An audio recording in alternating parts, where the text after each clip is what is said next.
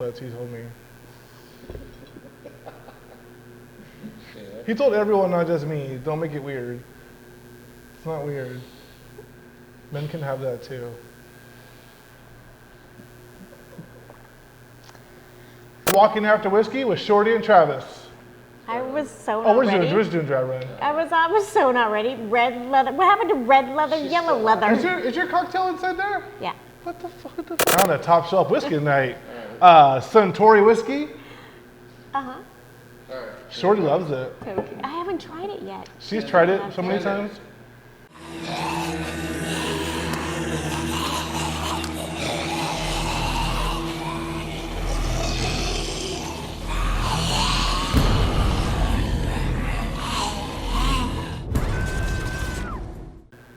Welcome everyone to Walking After Whiskey. I'm Shorty. And I'm Travis. We're going to break down your latest episode of The Walking Dead tonight. We're also going to break down some top shelf whiskey, which I'm super excited about. It's Suntory. We're also going to break down the latest episode, which is season 10, episode 16, entitled... Oh my God, I forgot. Let's do it over. I don't know what it's called. What's it called? Like, you said the name Fuck of you, it. you don't know what it's called either.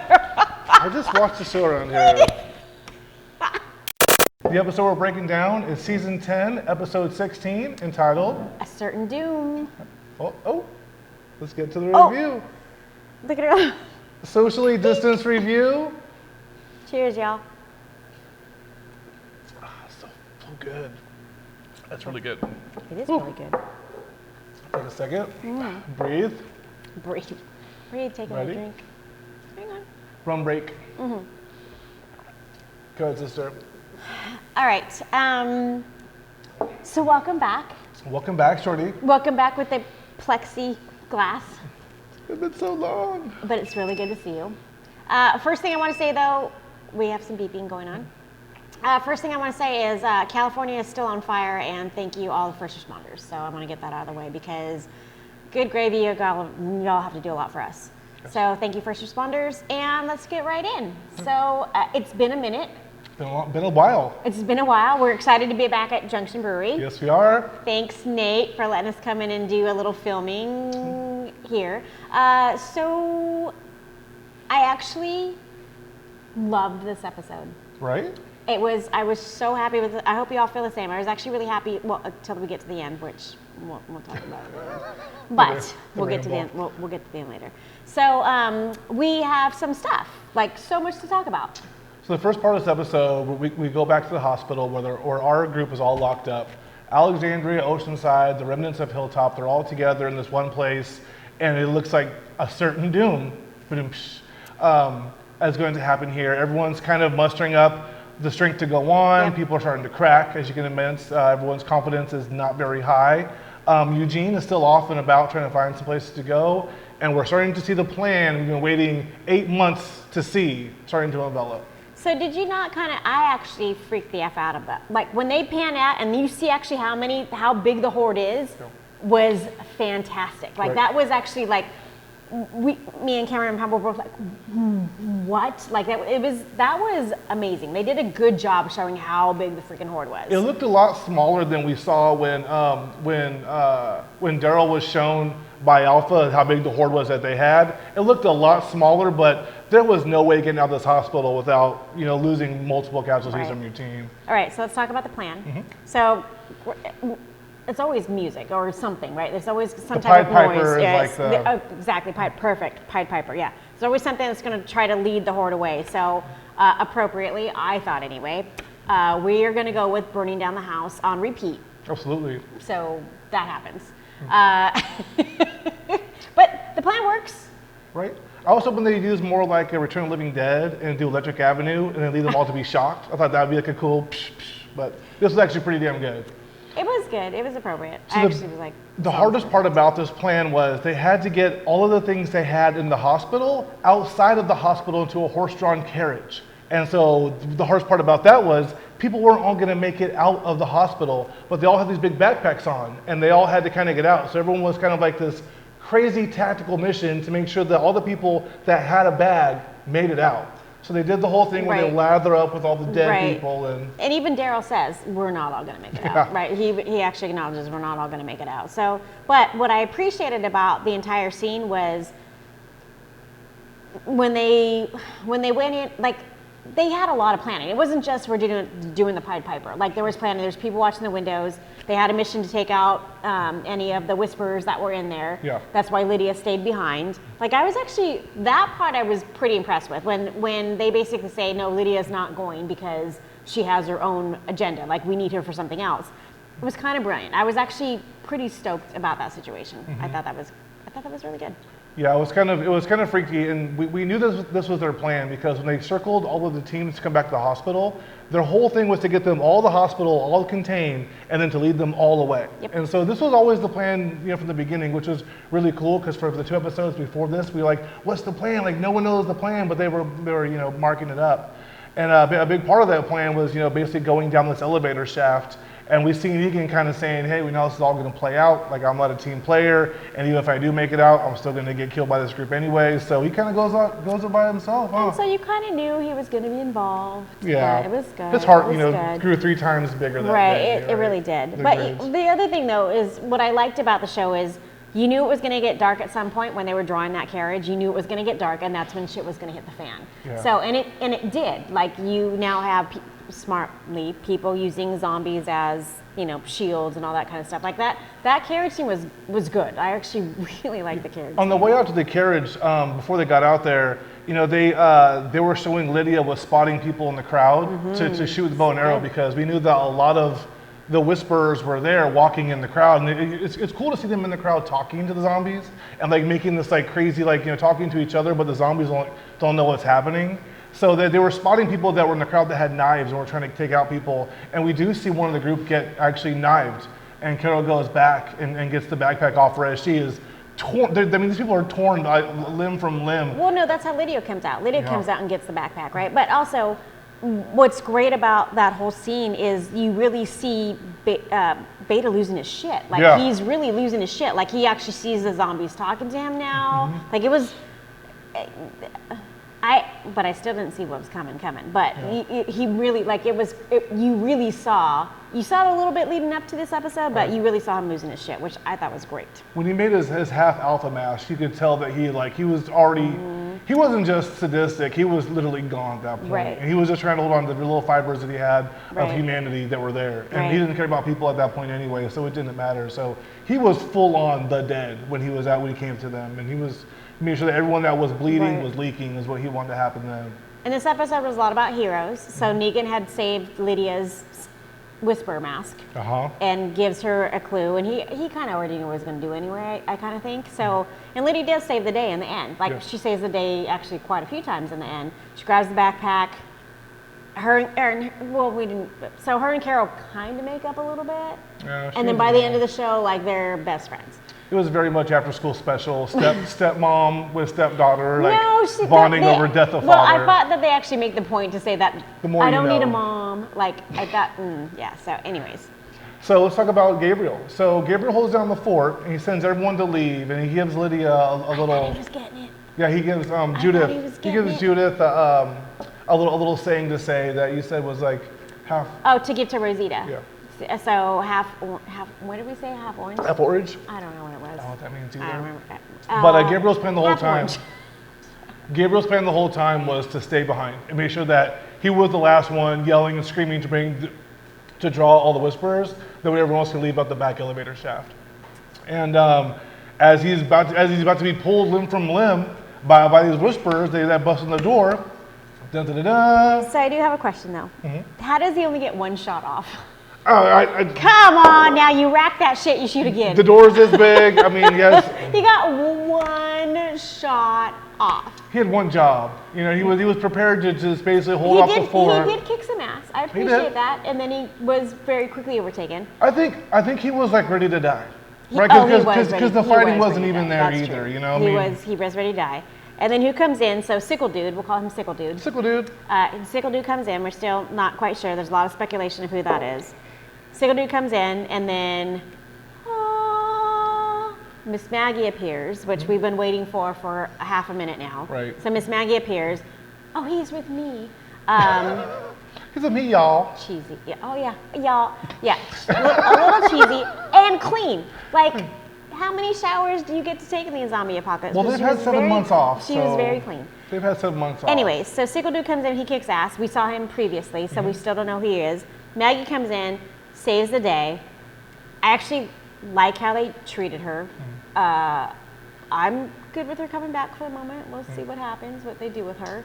So as we're riding out, and Luke has his plan of playing the stereo, the Pied Piper out with the carriage. The Whisperers are now circling around the carriage from all ends. Right, they're trying to stop this carriage while not being stopped by the zombies, because obviously they're in a horde of zombies. They can't really let them know that they're there, and so they actually our group actually shoots a couple of people off with arrows, which the zombies then kill. And Beta's like watching his people fall like one after another, and then finally they circle in front of the wagon. They shoot the tires out, which makes the wagon hit the ground. There was that weird rope thing that happened. I don't think the horses got out either.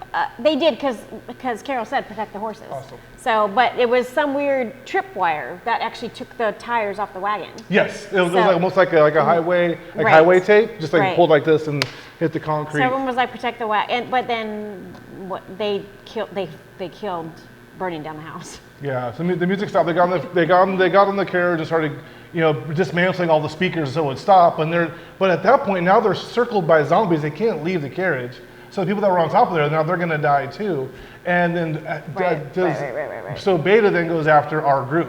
But before he gets to our group, somebody stops him, another hero. So he sees, so something triggers though. Like is he Daryl? He sees Daryl, thank you. Yes, he sees Daryl. He doesn't, no, he sees Negan. He sees Negan first. Draws him to them, right? He says Negan first. So and Negan takes his mask off too at that point, doesn't he? I forget. Anyways, so he sees Negan first, and then he loses his shit because he wants to go after Negan, and then Daryl's there to protect him. But what I thought was really cool, so we actually talked about this a little bit. So double eye gouge from Daryl, but Beta's still hallucinating. Yeah. So there's this weird, kind of godly moment where he takes the blades out of his own eyes, and he's got all the zombies kind of praying. It was cool. Right. It was cool, but I was still. I told you this earlier. I was so shocked to see that he was already gone. Like, it happened quick, swift, and now he's gone. Joe Rogan kind of broke this down on a comedy episode a long time ago, where he was saying these kids that got attacked by tigers in San Francisco. He was saying that your brain will not let you feel that type of pain. So by the time a tiger jumps at you, your body hits you with so much DMT, you think you're in a dream floating away somewhere. So literally, when he had these knives put in his head, Beta was off in some crazy pillow fantasy dreamland at that point, where he thinks he's still talking to zombies and they're all talking to him, and he's pulling the knives out like he's going to survive all this, and he's about to get revenge, and literally he's just dying with his eyes leaking out blood the whole time. So, great moment though. Negan figures out who he is. Do you know who that is? And fucking Daryl's he's a fucking asshole. Who cares? Some asshole. Yeah, Negan, I was asking Sherry, I'm like, do you think that Negan, after being with the group, knew who he was before, and he didn't? And Negan was like, do you know who that was? They're like, that was Half Moon. I don't think he did. So there was a lot of apologies. There was a lot of relationships got rekindled in this. So obviously Carol and Lydia make up. At some point, Lydia and Negan I would think, have done enough at this point to prove themselves. They can't continue to be shunned. Right. It can't continue to happen. They've done enough at this point. So we'll see what happens with that. Well, the main girl that shunned her anyway has got eaten up, so it don't matter. So her naysayers are down to one now. So here's the lesson. Don't be a mean girl. If you're a mean girl and we haven't seen you before, you're going to get eaten by zombies. Unless it's Wednesdays and you have to wear pink, because they always wear pink on Wednesdays. Back to the CGI cliff that we saw, right? No, yeah. This is the ramble part of the show. This is the part where Travis says I'm going to ramble on a soapbox for a second. So, actually, I was mad at Carol at first because Carol's going to depart again, and then I figured out. It actually took me a second to figure out what she was doing. So, Carol needs to stop being a martyr, and I will like her more. Number one, but it was good until you see Carol on the cliff, and it was like kind of the worst post-production I've ever seen. I was so disappointed in the Very COVID. with her on the hill where, oh, that is so not legit. But then I also, so a zombie runs to the edge of the cliff and stops, and all of a sudden every zombie's gonna just keep walking. They're lemmings. Ooh. So the plan before was to make them all go to the ocean side and walk into the ocean. I don't think they're gonna put that thing on a boat and have the boat sail away and then have them all walk in the water until they just basically drown or whatever. But at least they're still following something. Yes. There's at the edge of this cliff, Lydia gets Carol, pulls her aside, saves her, and they're like now best friends. Fine, whatever. But the entire horde keeps walking. Yeah, so the zombies have to follow something, right? They don't just do it by themselves, especially in a herd like that.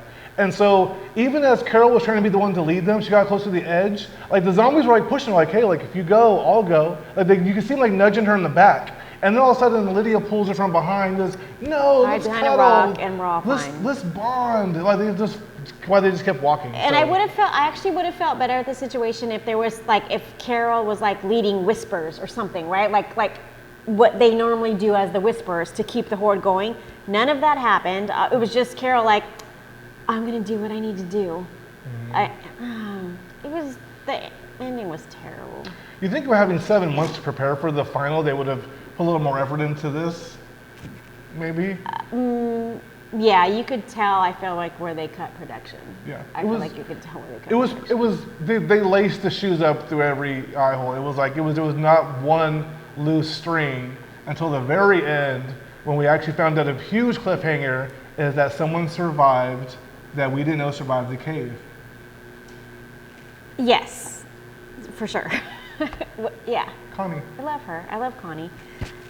And what does that do now? So now there's rumors of the spin-off, right, for Carol and Daryl, but now Connie, who's kind of Daryl's love interest.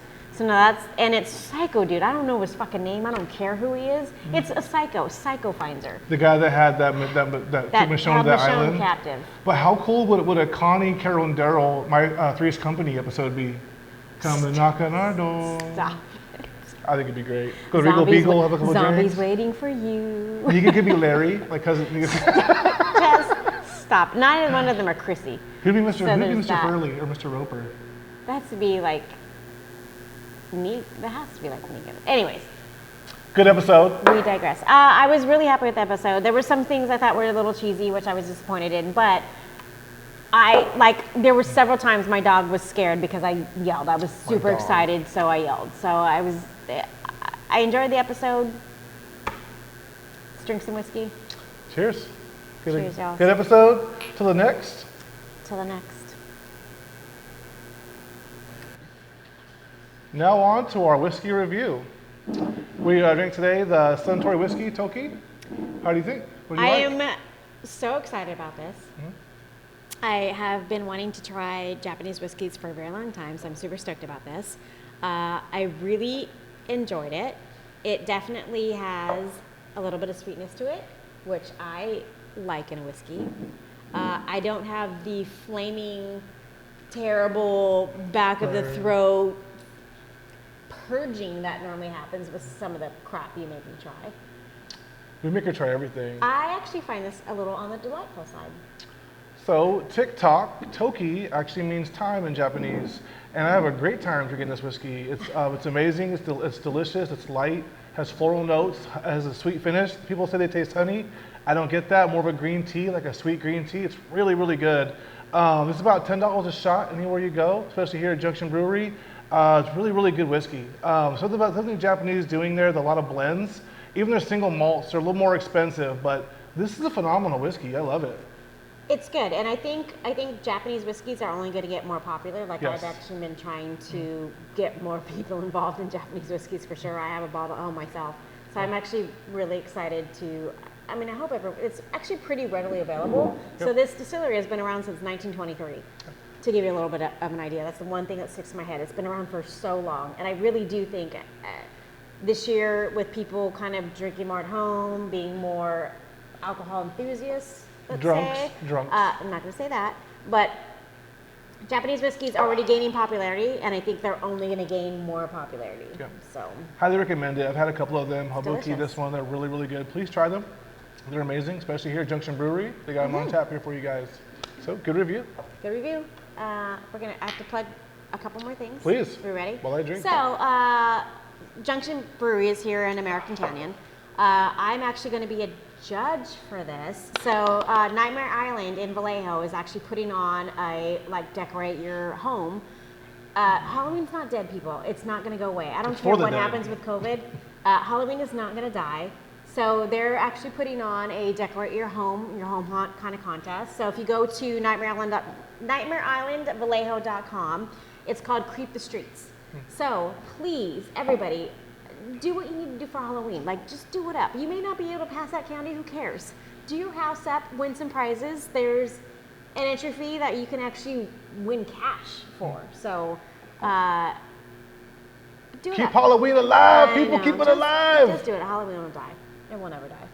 It's for the dead, but it will never die. It will never die. So cheers, y'all. Cheers. I'm already done, but You are done. I'll bring something in Good here to drink out. gracious.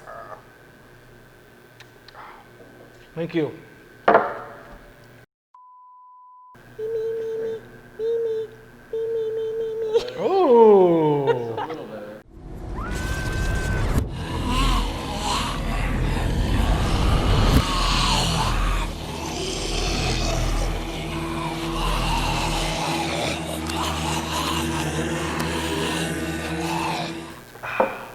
Cut. Oh, cut.